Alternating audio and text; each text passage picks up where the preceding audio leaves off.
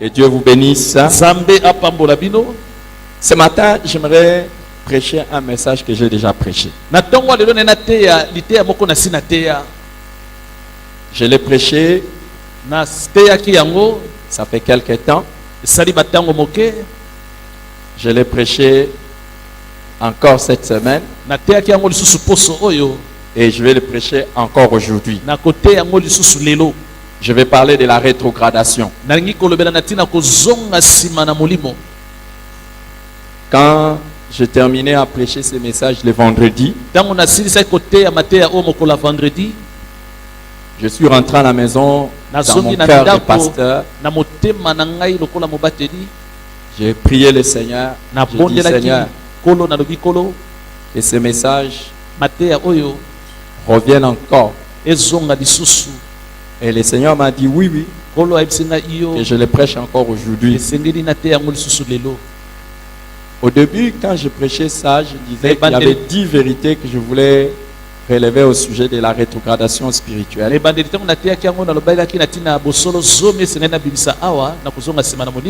Après, j'ai parlé de 12. Le Seigneur me parle toujours. Aujourd'hui, je vais vous parler de 15 vérités au sujet de la rétrogradation spirituelle. La rétrogradation spirituelle, c'est le fait que un chrétien, au lieu de grandir, est en train de tomber. Au lieu de progresser, le chrétien est en train de régresser. Quand on parle d'un rétrograde, c'est quelqu'un aussi qui a atteint un niveau spirituel et a commencé maintenant à tomber. C'est cela le rétrograde spirituel. Alors nous avons déjà épinglé ça et je prends soin de le répéter. Dans la vie avec Dieu, il n'y a qu'une logique qui soit permise. Avancer, progresser. Quand tu ne progresses plus, ce n'est pas que tu as stagné. Tu as commencé à régresser. Et la vie chrétienne est une vie qui appelle la croissance. La vie chrétienne appelle la croissance. Pourquoi? Quand quelqu'un vient à Jésus, on parle de la nouvelle naissance. La personne naît de nouveau. Et c'est une personne que l'on qualifie de bébé spirituel. Et naturellement, lorsqu'on parle d'un bébé, on s'attend à la croissance. Vous et moi sommes appelés à grandir. Et cette croissance spirituelle se manifeste dans différents domaines de notre vie. Par exemple, quand on reçoit Jésus, la Bible dit que nous sommes des enfants en qui Christ commence à se former. C'est un peu comme si quand tu reçois Jésus, Jésus est encore petit en toi. Il doit grandir. Comme pour dire, normalement, plus nous passons du temps avec Jésus, plus Jésus doit devenir visible. Il faut que les gens voient Jésus à partir de nous. Je comprends quand quelqu'un est encore bébé spirituel. Vous savez, moi, je fais partie de ceux-là qui ont du mal à discerner quand un bébé naît, s'il ressemble à son père ou à sa mère. À moins que ça soit vraiment très évident. Mais généralement, je ne vois pas bien. Et puis, je me dis, les oreilles peut-être. C'est ça ce qui est normal. Quand quelqu'un est encore bébé, on ne voit pas trop l'image de. Et là, à moins que vous soyez très alerte, vous allez les voir. Et c'est pareil sur le plan spirituel. Quand quelqu'un naît de nouveau, normalement, on ne voit pas encore toutes les qualités de Jésus dans cette personne. Mais plus le temps passe, plus on devait voir Jésus. L'apôtre Paul parle aux Galates. Mes enfants, pour qui j'éprouve les douleurs de l'enfantement, jusqu'à ce que Christ soit formé en vous. Normalement, Christ est en train de se former en nous. Et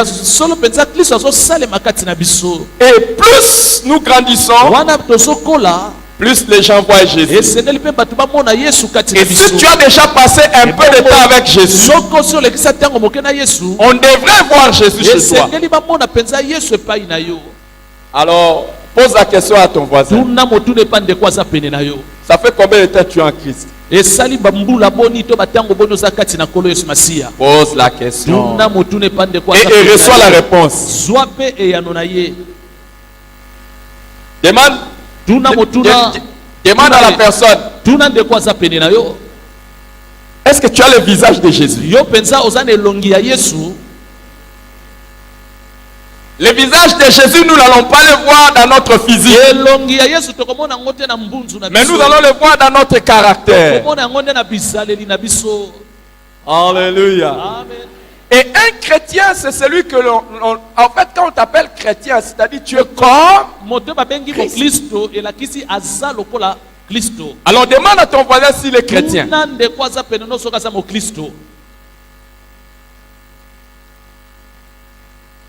Aujourd'hui, je vais vous dire une vérité que vous ne savez pas.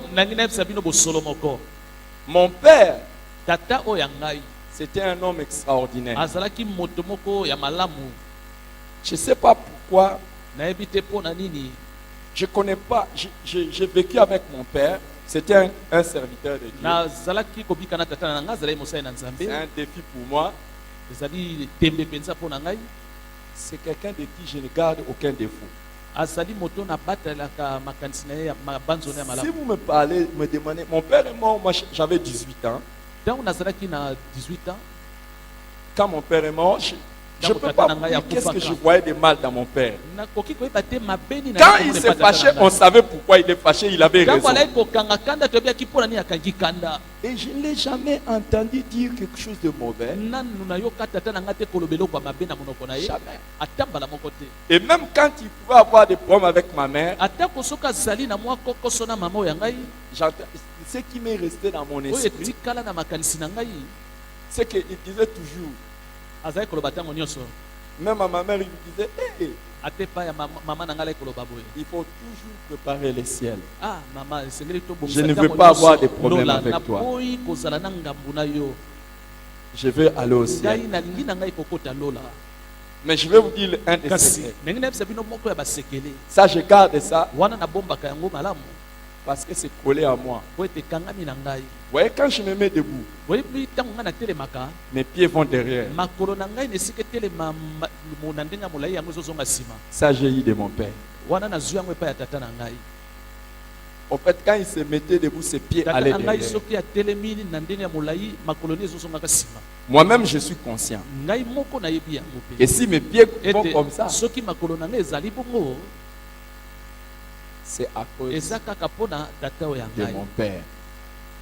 Normalement, chacun devrait être conscient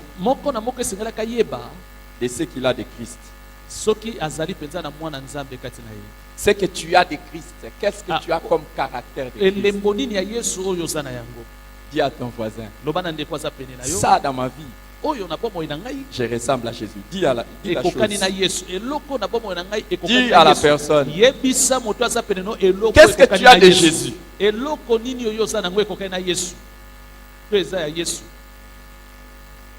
C'est pas bon ça?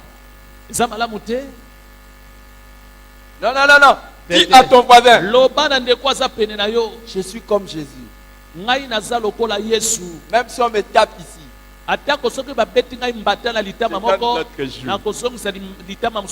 alléluia. Amen. Tu peux toi-même dire, non, non, non, non. Non, non, je suis comme Jésus. Même quand on me fait du mal, je pardonne. Oh. Demande à ton voisin, est-ce que tu es chrétien? Tiens-le par la main, dis-lui, ressemble à Jésus.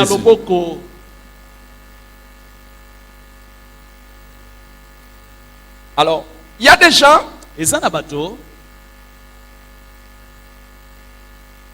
qui sont devenus chrétiens. Au lieu de grandir, ils ne grandissent pas. Ce sont des rétrogrades. Et d'autres, vous avez atteint un niveau, ils retombent. C'est la rétrogradation. Alors je vais rapidement, je vais revenir sur ça. Je vais revenir sur ça.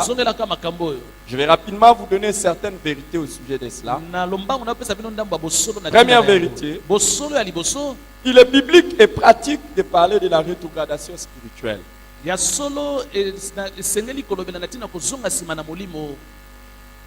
Hébreux chapitre 10, le verset 39. Dans Hébreux chapitre 10, 39, nous lisons ceci. Et c'est l'apôtre qui parle.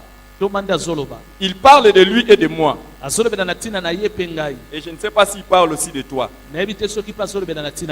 Il dit nous ne sommes pas de ceux qui se retirent pour se perdre, mais de ceux qui ont la foi pour sauver leur âme. Alléluia.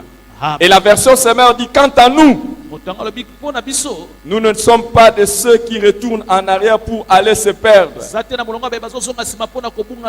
mais de ceux qui ont la foi pour être sauvés. Les amis, vous voyez que l'apôtre met en évidence deux catégories de chrétiens. La première catégorie, de ceux qui persévèrent, ceux qui continuent, ceux qui grandissent. Et de l'autre côté, il met en évidence ceux qui rétrogradent. C'est biblique. C'est vrai. Et c'est pratique aussi. S'il y en avait à l'époque de l'apôtre Paul, des apôtres, il y en a aujourd'hui. Il y en a qui retournent en arrière. Et je vais vous montrer plusieurs expressions plus tard que la Bible décrit. Comment la Bible décrit le rétrograde. Il y en a qui sont comme des porcs et après s'être lavés, ils vont encore se vautrer dans la boue. La Bible parle aussi des chrétiens qui sont comme des chiens qui vont encore manger ce qu'ils ont vomi.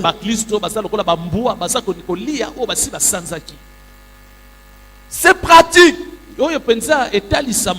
Les amis, je n'ai pas beaucoup de temps dans la foi. J'ai donné ma vie à Jésus-Christ depuis 1991.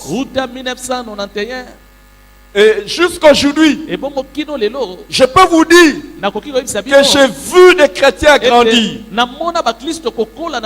Mais j'ai vu aussi des chrétiens retomber.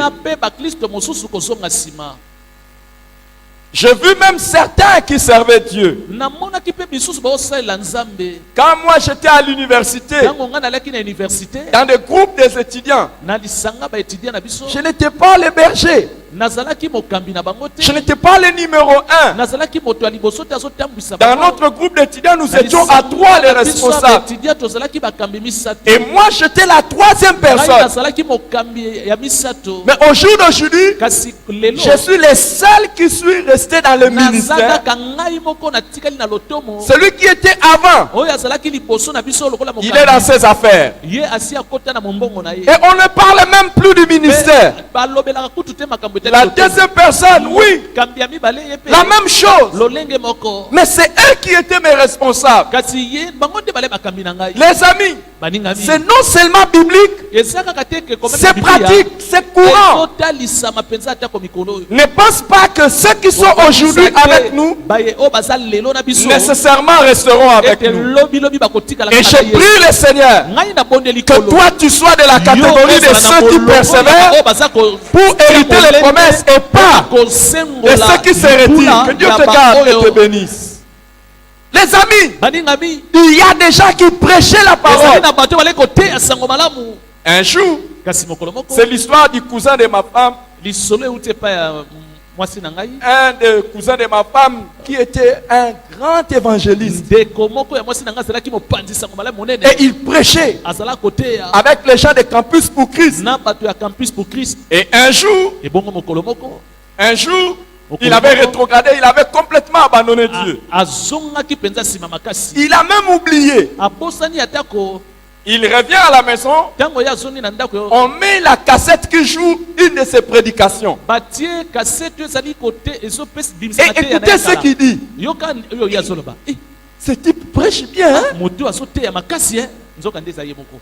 Et après on lui rappelle, mais c'est toi-même. Il dit, oh.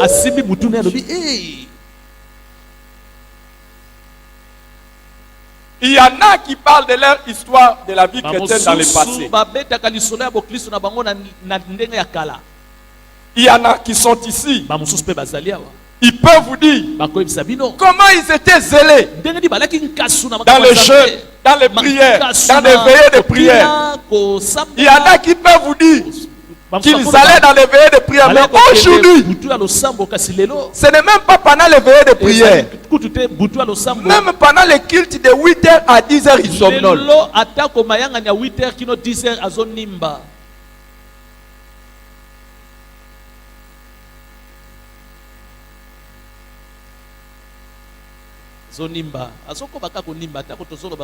Alléluia. Amen.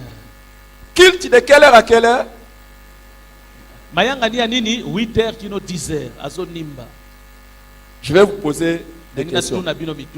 Je vais vous aider à comprendre. Ici, il y a quelqu'un qui a déjà fait des veillées de prière. Alléluia.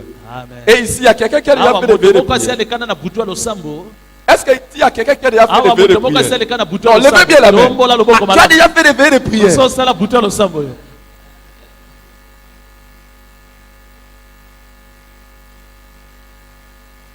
Il y en a qui peuvent vous dire, moi je jeûnais même 3 jours à 7.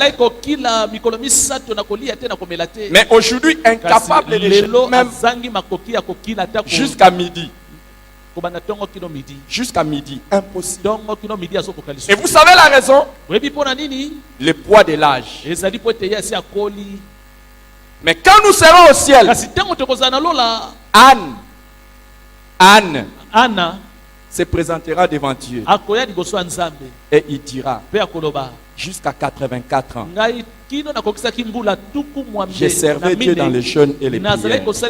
84 ans j'ai continué à servir Dieu dans les jeûnes et les prières.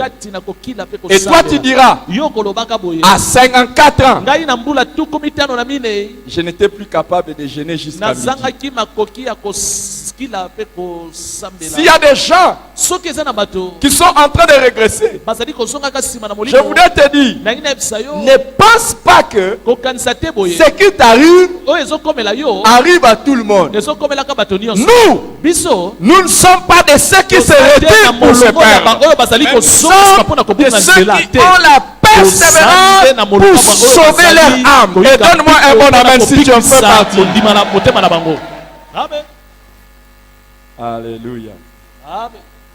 Deuxième vérité. Nous ne devons pas confondre un faux chrétien et un rétrograde.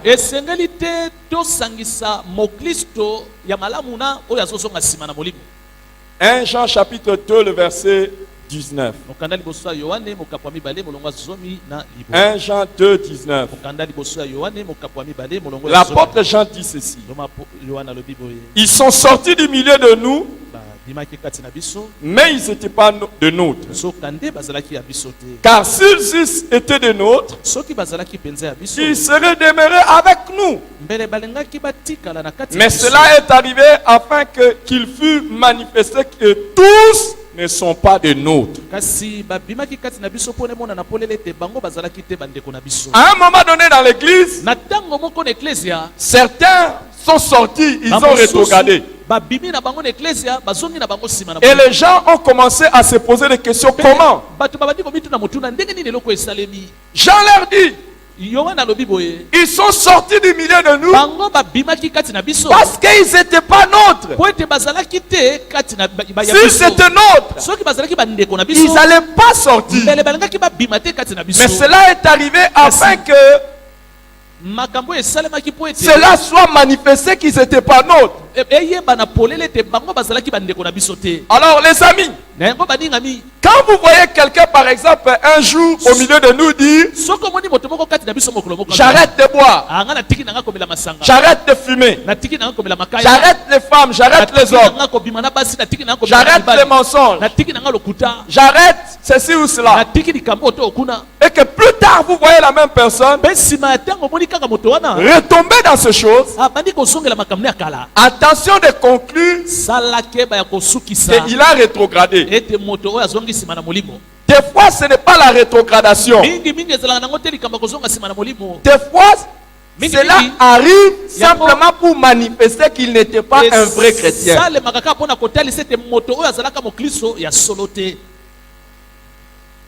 Pourquoi? Il y en a qui viennent à l'église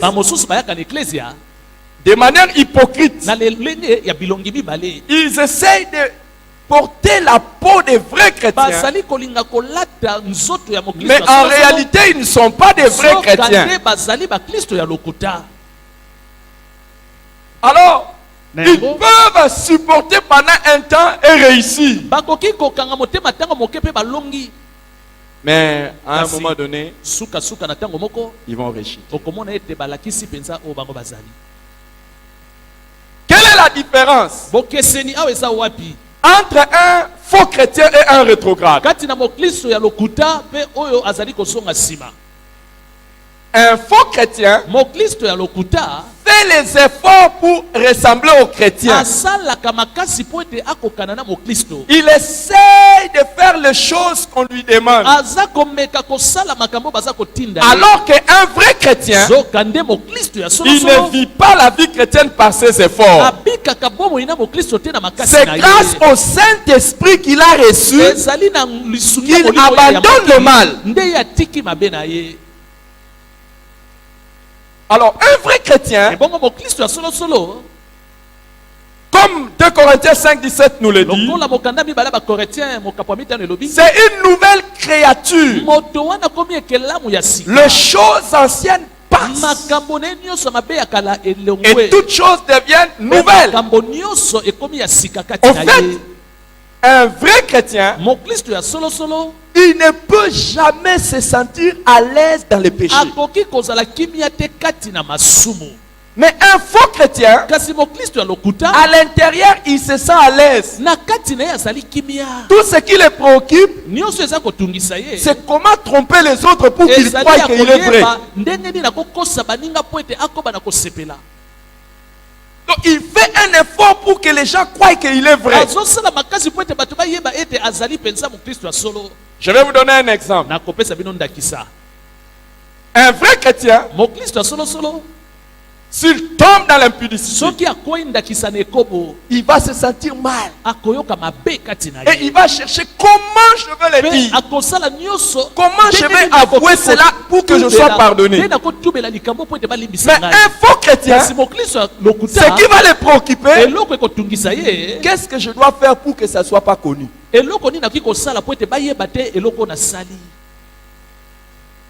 vous comprenez?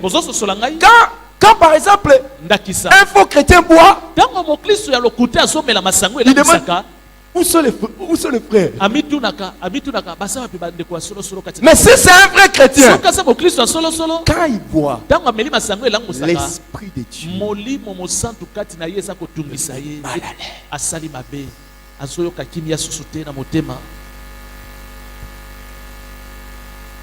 Un faux chrétien, il peut être seul en train de regarder des films pornographiques. Mais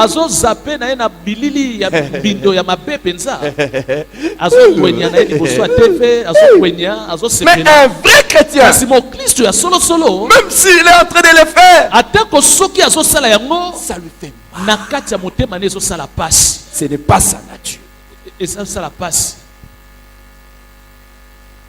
Un faux chrétien, il peut vous mentir. Je faisais des blagues, non? Vous aussi, vous prenez trop les choses au sérieux. Mais un vrai chrétien,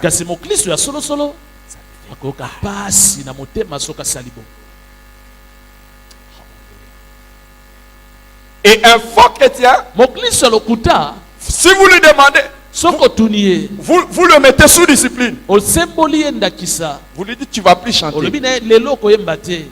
Vous croyez quoi dans cette église? Tu ne vas plus servir. Ce n'est pas la seule église.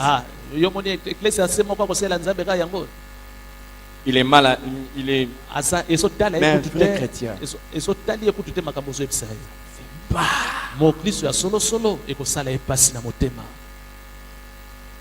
Et un rétrograde, à la différence d'un faux chrétien, les rétrogrades, à la différence d'un faux chrétien,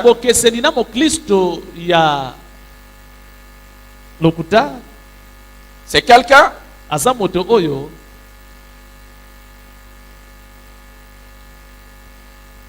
quand il tombe dans le mal,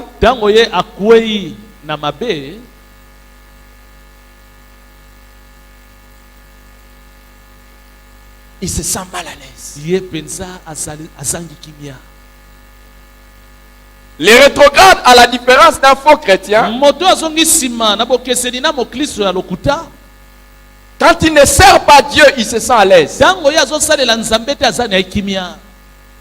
Mais les faux chrétiens, quand il ne sert pas Dieu, ça ne lui fait rien. Quelle est la différence entre un rétrograde et un faux chrétien? Un rétrograde, quand il manque à un culte d'adoration, il se sent dérangé. Quand il vient même en retard, ça lui fait mal. Mais un faux chrétien, il trouve le dimanche comme n'importe quel autre dimanche.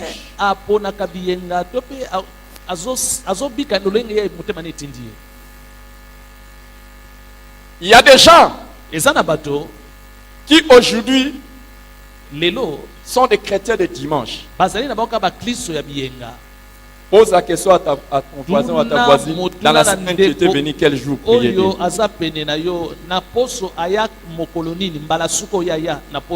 il y a des gens, ça ne les dérange pas. C'est Dieu qui a demandé de travailler, non? Et quand je travaille, je sers Dieu. Mais tu penses que ceux qui travaillent avec toi là, et ils ne vont pas servir Dieu autrement? Nous allons le voir. Parmi les choses qui font que les gens puissent se rétrograder, ce sont les excuses. Je vais te dire quelque chose parce que je t'aime. J'ajoute de l'amour du Seigneur. Amen. Si tu es à l'aise d'être un chrétien d'un seul culte la semaine,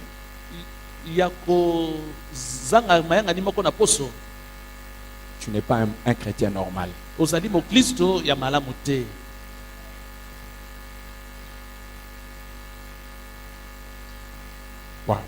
Wow. Est-ce que je peux avoir les amens? Si tu es un chrétien de doses uniques,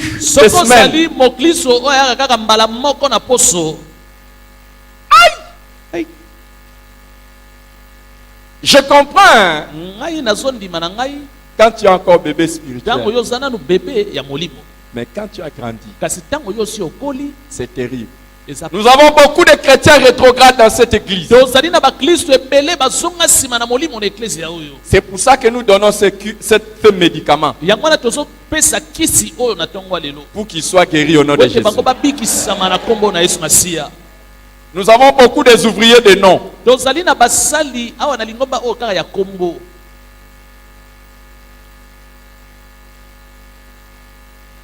J'ai toujours défié les gens. Et Dieu, quand nous allons être au ciel, va poser des questions à beaucoup de gens. Savez-vous que par exemple, vous qui êtes à Lemba, il y a des fois où vous n'êtes pas là, vous avez voyagé, mais vos enfants viennent en transport jusqu'ici. Savez-vous ça par exemple? Vos enfants ils viennent de Lemba, ils prennent transport encore, ils arrivent ici. Des fois ils viennent sans transport, sans chauffeur. J'ai toujours donné l'exemple de ma fille ici qui vient chaque fois de Lemba, il vient ici, il quitte le travail, il vient ici, il termine, il monte là-bas, il va. Il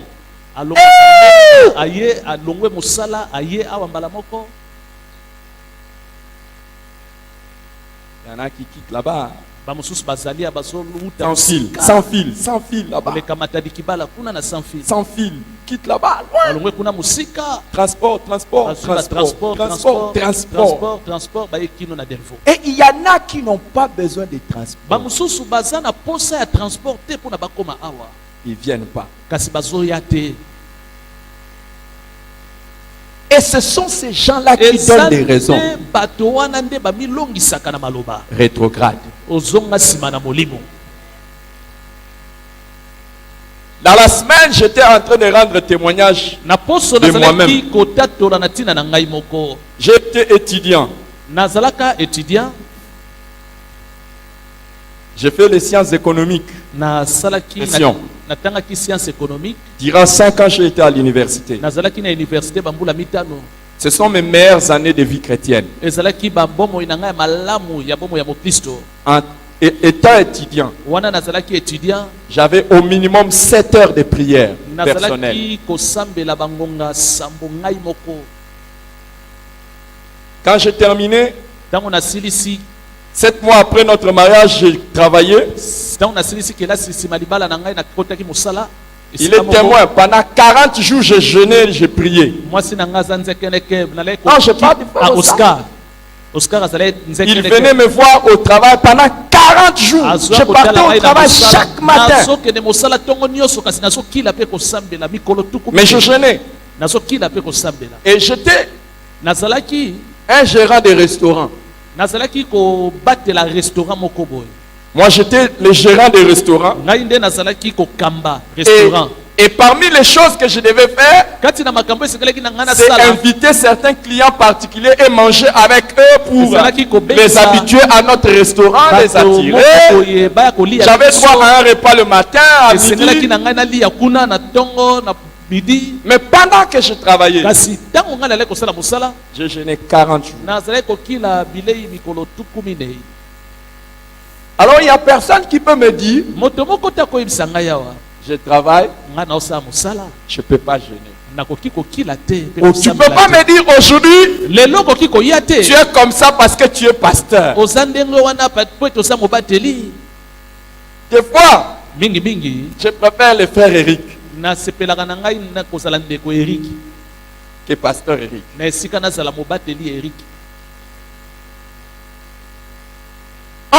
Vous savez, hier par exemple, je me suis réveillé le matin. Je n'avais qu'une seule seule envie. Sortir, aller évangéliser. Ce qui m'a simplement arrêté, ce sont mes devoirs de pasteur. Trop de choses à faire en tant que pasteur. Mais je voulais aller. Quand je me suis réveillé, je n'avais qu'une seule envie. Aller parler de Jésus. Je voulais me mettre à la rue là. Parler de Jésus. Il y en a qui n'ont plus cela. Il y en a qui n'ont plus cela. Il y en a qui n'ont plus cela. Je n'ai point honte de les manger. C'est une puissance de Dieu pour le salut de quiconque croit. Si tu atteins un niveau où tu n'as plus cette soif de partager Jésus aux autres, tu as rétrogradé.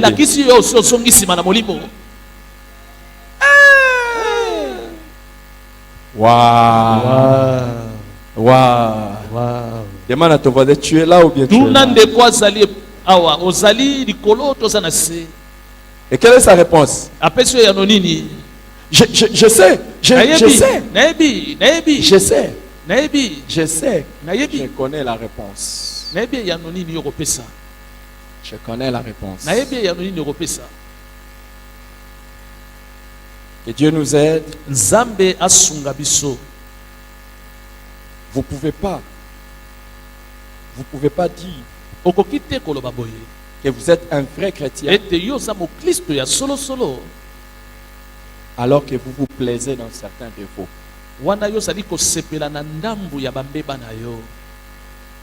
Dans 1 Jean chapitre 3, dans 1 Jean chapitre 3, 9, 8 à 9,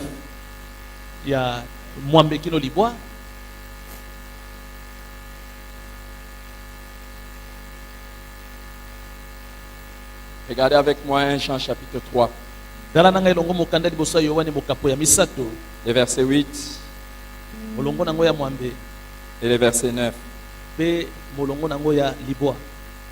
Celui qui pêche est du diable, car le diable pêche dès le commencement. Le Fils de Dieu apparut afin de détruire les œuvres du diable. Quiconque est né de Dieu ne pratique pas les péchés, parce que la sémence de Dieu demeure en lui, et il ne peut pécher parce qu'il est né de Dieu. Alléluia. Amen. Lorsque vous vous complaisez dans les mal, n'êtes pas né de Dieu. Lorsque quelque chose ne va pas dans votre vie et que vous êtes à l'aise, vous n'êtes pas né de Dieu. C'est par là que se font savoir ceux qui sont de Dieu et ceux qui sont du diable. Il n'est pas normal que quelqu'un qui se dit chrétien comme tu le dis là, que tu aies une vie de péché caché et qu'on soit en train de te reprocher quelque chose, tu restes dedans. C'est la preuve que tu n'es pas né de Dieu. Il y a des gens, après avoir écouté cette parole, parce qu'ils ont la sémence de Dieu, vous allez voir les résultats. Ils vont se réveiller. Ils vont reprendre la vie. Mais il y en a d'autres, parce qu'ils n'ont pas la sémence de Dieu, leur vie va continuer normale. Il y a des gens, après avoir écouté un tel message, directement ils rentrent à la maison, ils commencent à prier. Ils commencent à prier. Ils commencent à lire la Bible. Ils reprennent les services. Ils reprennent la vie normale. Ils abandonnent le péché. Ils déchirent les mauvaises choses. Mais il y en a d'autres. Wow, parlez.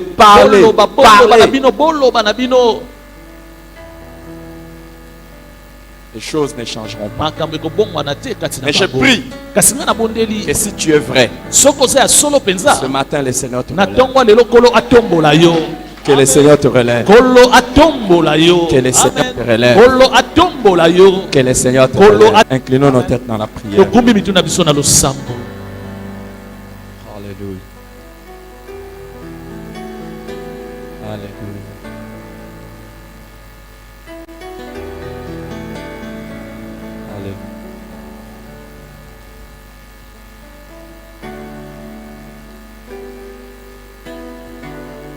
Garde-moi, ô Seigneur, fidèle à toi. Garde-moi, ô Seigneur, fidèle à toi. J'ai un prix à remporter, des victoires à gagner, ô Seigneur.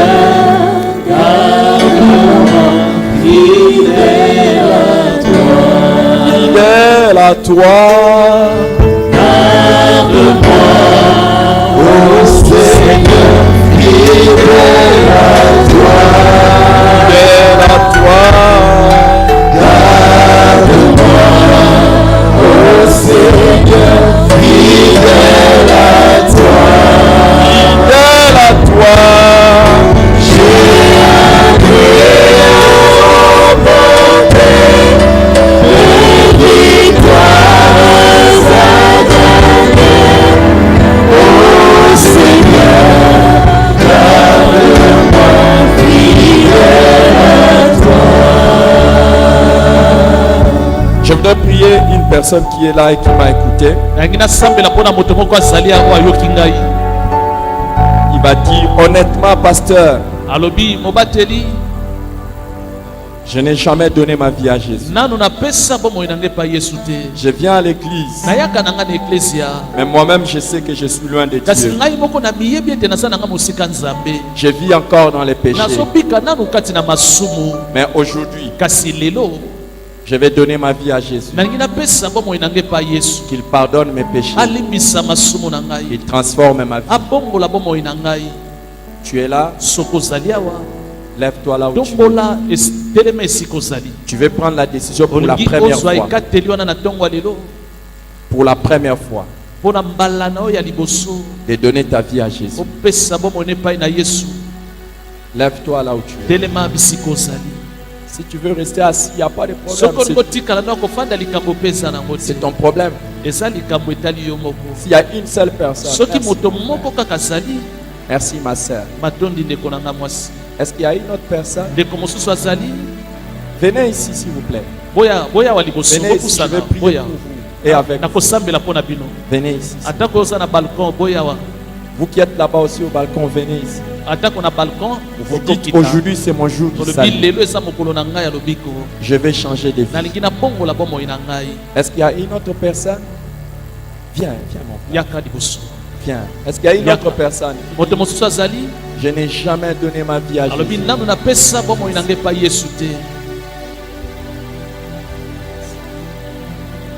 Ne traîne pas, ne traîne pas.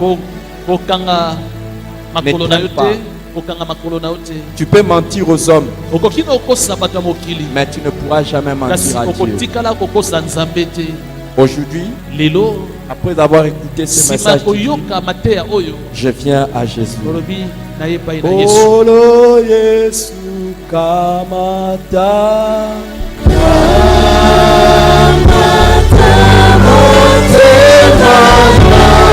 Bien. Tu es là, tu dis, je vais donner ma vie à Jésus.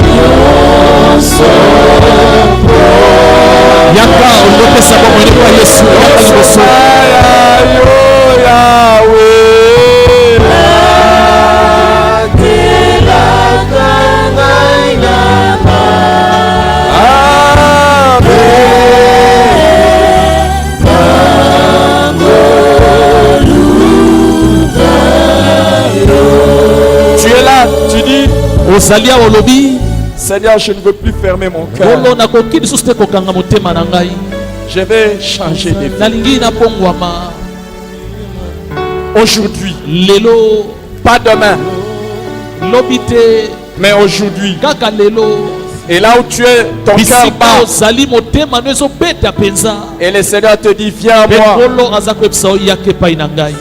Viens à lui. Ne nous fais pas perdre le temps. À cause de la dureté de ton cœur. Si tu es là, tu dis, aujourd'hui, c'est mon jour du salut. Viens, mon frère. Merci. Y a-t-il une dernière personne? Peut-être tu es la dernière personne. Peut-être tu es la dernière personne. Et à vous qui avancez, sachez que Dieu est content de vous. Et aujourd'hui, il va écrire votre nom dans la liste de ses enfants. Y a-t-il une autre personne? Avant que nous puissions prier. Avant que nous puissions prier ici. Y a-t-il une autre personne? On va prier.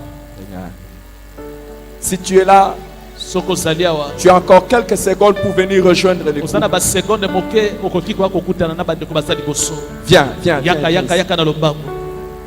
Viens ici devant. Vous qui êtes devant, c'est la décision la plus importante de votre vie. Et si c'est de tout votre cœur que vous avez pris cette décision,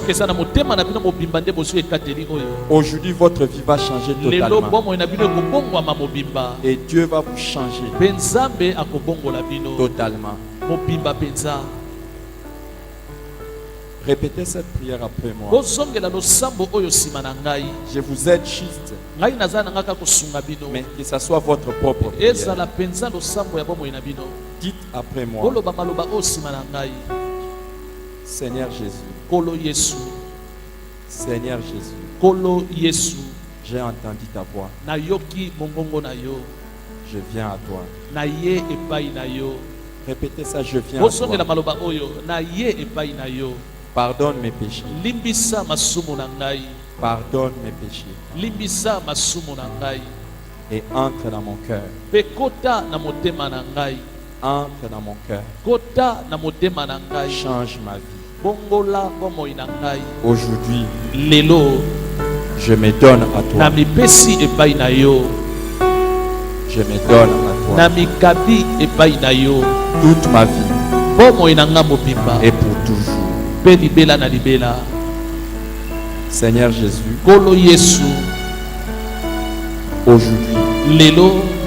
Aujourd'hui, c'est ma décision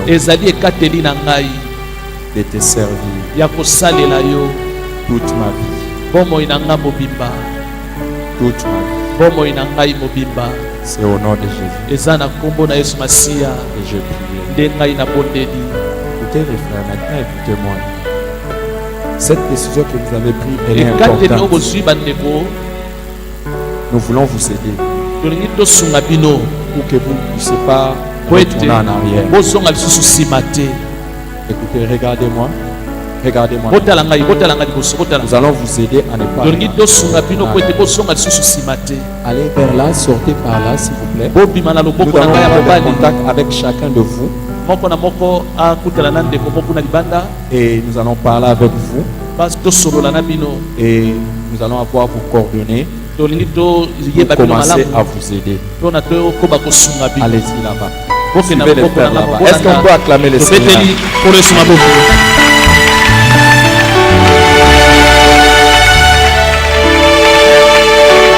Merci au Seigneur. Tu es là maintenant, toi qui m'as écouté ce matin. Je n'ai été que porte-parole de Dieu. Mais Dieu t'a parlé.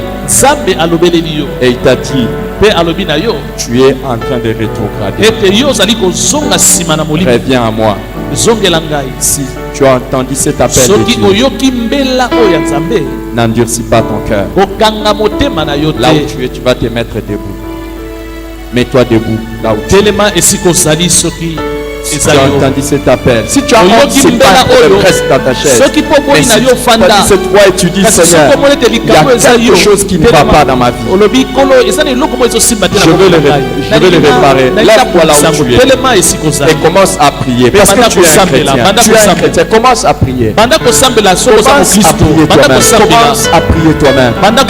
Commence à prier toi-même. Commence à prier le Seigneur. Et toi qui es debout, fais cette prière. Seigneur, garde-moi fidèle à toi. Seigneur, garde-moi fidèle à toi. Seigneur, garde-moi fidèle à toi. En ce moment-ci, chacun est en train de prier. Chacun est en train de prier. Chacun est en train de prier. Chacun est en train de prier. Si tu es debout, tu sais ce que tu as fait de réparer. Et si tu es assis, tu sais ce que tu demandes à Dieu dans la prière.